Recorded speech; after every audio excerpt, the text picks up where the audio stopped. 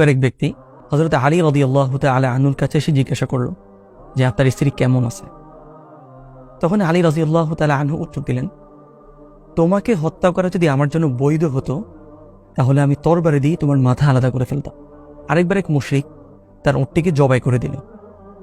তখন কেউ তাকে জিজ্ঞাসা করলো যে তুমি তোমার উটটি জবাই করে দিলে কেন? তুমি চাইলে তো এটা বাজারে বিক্রি করে দিতে পারতে। তখন মুশরিকটি বলল, দেখো এই উটটির উপর আমার ঘরের মহিলারা বসেছে, আমি চাইলে এটা বাজারে বিক্রি করে দিতে পারি, কিন্তু তখন একজন পুরুষ এই উটের উপর বসবে, এটা আমার সহ্য হবে না, তাই আমি এই উটে রাখবো না।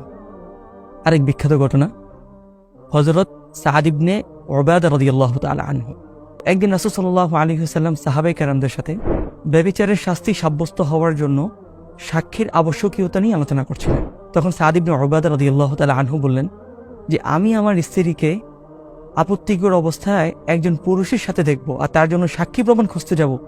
লাউ রাআইতু রাজুলান মা'a ইমরাআতি, যদি আমি কোনো পুরুষকে আমার স্ত্রীর সাথে দেখি, লা দারাবতুহু বিস-সাইফি গায়রা মুসফিহিন আনহু, তাহলে আমি তরবারির ধারালো অংশ দিয়ে তাকে আঘাত করব।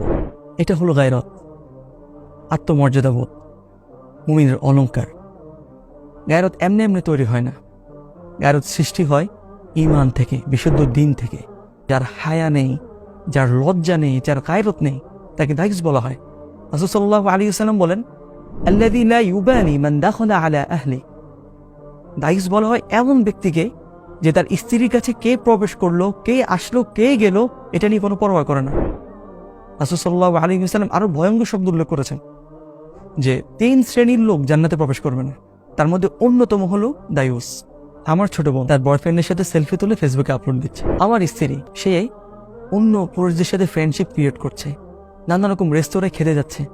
আর আমিও না কেমন এক পুরুষ, আমিও প্রাউড ফিল করছি আমার ছেলে মেয়ে, আমার স্ত্রী, ওরা কত সোশ্যাল, ওদের সোশ্যাল ইন্টেলিজেন্স কত হাই, ওরা দিন দিন আরো বেশি আপডেট হচ্ছে।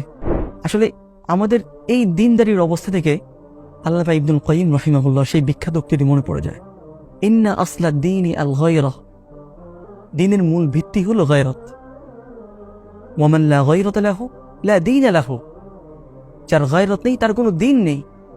এটা হলো আমাদের সমাজের অবস্থা, আমাদের দিনদারির অবস্থা।